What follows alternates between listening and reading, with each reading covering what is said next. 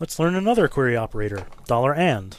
Occasionally, but not very often, you might want to specify the logical conjunction of some criteria with an explicit $and operator.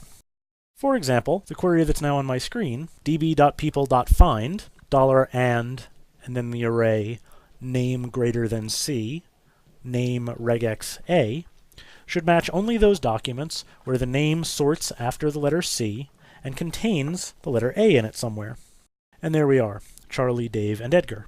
As I said, this is a somewhat infrequently used operator because most cases where you might be tempted to use $and can be expressed more simply using the fact that you can put multiple constraints on the same field in a more straightforward fashion, like this. Name $greater than C, comma, regex A has exactly the same effect as the preceding query, but doesn't require the $and operator. In fact, there's some implementation differences between these two queries in how MongoDB executes the two. This query is not particularly optimizable in any case, but if it were, the second example would be a bit more performant than the first. In any case, $and is available and simplifies to a certain extent the construction of dynamic queries. Okay, let's have a quiz. This one's slightly tricky. What will the following query do? Find all documents with scores between 50 and 60. Find all documents with scores greater than 50. Find all documents with score less than 60.